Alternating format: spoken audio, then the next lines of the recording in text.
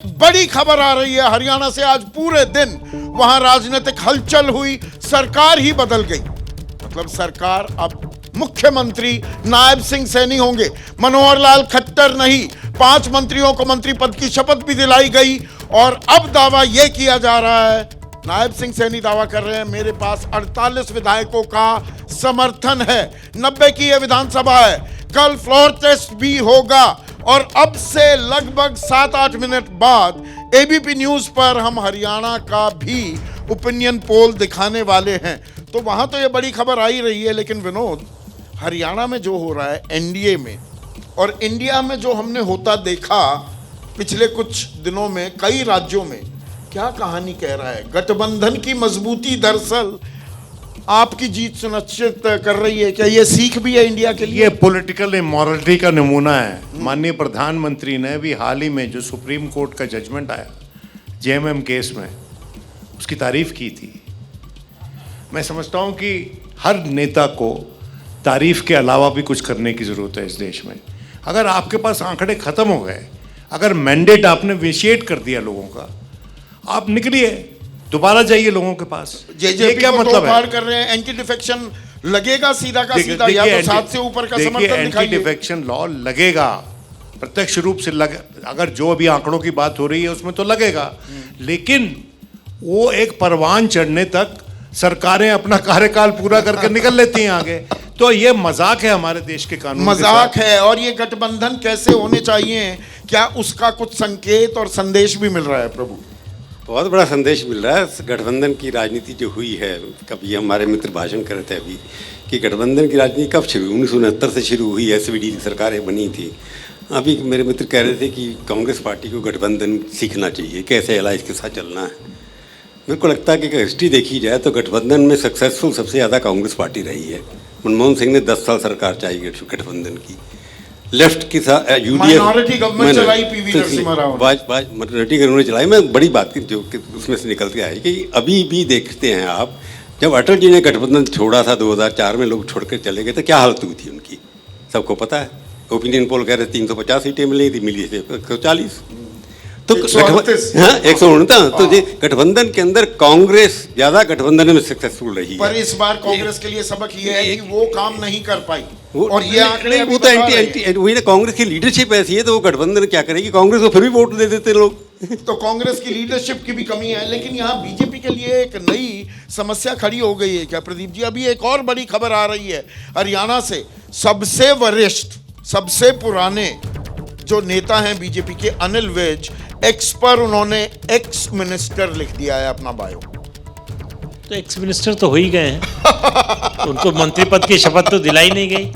देखिए, पंचमढ़ी का जो अधिवेशन का जो रेजोल्यूशन था कांग्रेस का कि हम गठबंधन की और जातिवादी शक्तियों के साथ नहीं जाएंगे, गठबंधन की राजनीति नहीं करेंगे। पीवी नरसिम्हा राव ने माइनॉरिटी की गवर्नमेंट चलाई, सांसद खरीद कर चलाई, सुप्रीम कोर्ट से साबित हुआ। अब सुप्रीम कोर्ट ने अपना फैसला बदला है कि जो है उनको सजा मिलनी चाहिए थी। तो ये कहना कि कांग्रेस ही सबसे ज्यादा गठबंधन की में सभी दंगे हैं, पर जो चार चरित्र चेहरे की बीजेपी दुहाई देती नहीं, उसको कोई डिफेंड नहीं कर सकता। जो बीजेपी कर रही वो उससे, मतलब कांग्रेस ने जो किया उसकी वजह से अच्छा नहीं हो गया। ये बात कहने की कोशिश मैं नहीं कर रहा हूँ, लेकिन मैं कह रहा हूँ कि आप गठबंधन की राजनीति बीजेपी की देखिए जनसंघ के समय से और कांग्रेस की देखिए। कांग्रेस के लिए सबक भी है सीधा, अगर जो अब बात आप कह रहे हैं उसे एक लाइन में पूछो। देखिए, हरियाणा की राजनीति के संदर्भ में अगर हम लोग चर्चा करें तो हरियाणा में सबको पता है कि पिछली बार भारतीय जनता पार्टी की सरकार क्यों बनी। वो और भी ज्यादा हार सकती थी अगर वहां पर जाट वोट जो हैं, जो भारतीय जनता पार्टी ने जाट बनाम नॉन जाट कर रखा है, वो कंसोलिडेट हो जाते। इस बार भी आप देखिए भूपेंद्र सिंह हुड्डा ने क्या कहा है इसके ऊपर। उससे पहले उनके बेटे 2 महीने पहले बयान दे चुके हैं, उनका क्लिप सब जगह घूम रहा है कि ये जो दुष्यंत चौटाला अलग होंगे, ये भी भारतीय जनता पार्टी से एक तरह का समझौता है उनका कि वो बाहर जाकर चुनाव लड़ेंगे और फिर जाट वोटों को बांटेंगे। मुगालता तो नहीं पाल रहे कहीं? नहीं, मैंने खुद आज पता लगा कि राजनीतिक जमीन जो थोड़ी बहुत बची है वो सारी चली गई। बहरहाल ये इस तरह की बातें वहां पर चल रही हैं। अब देखिए कि कांग्रेस इस पूरी परिस्थिति से कैसे निपटती है। और आने वाले दक्षिण के, अब हरियाणा से थोड़ा दक्षिण की तरफ भी चल लें या हरियाणा पे ही डटे रहें, अभी जो ये नाराजगी, अब वो राजकुमार कासवान, राहुल कासवान, वो अब उनका नाम जालौर से उम्मीदवार के तौर पर अनाउंस कर दिया। चुरू से जालौर से तो वैभव गए।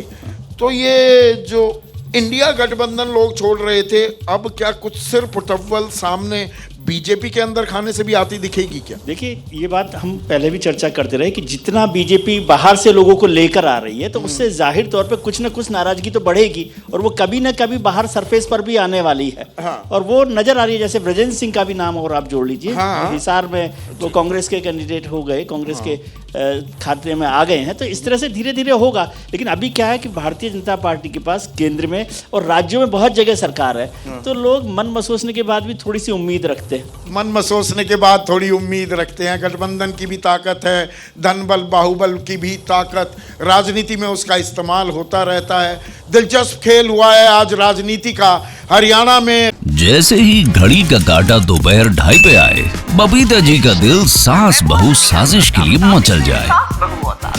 और ये है इनकी बहू, पूरे दिन ऑफिस की टेंशन हो जाए गॉन जब ये करें अपना फेवरेट शो फ्री टाइम पे ऑन।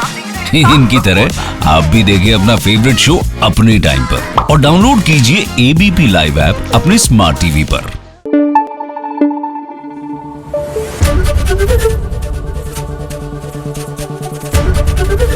एबीपी न्यूज आपको रखे आगे।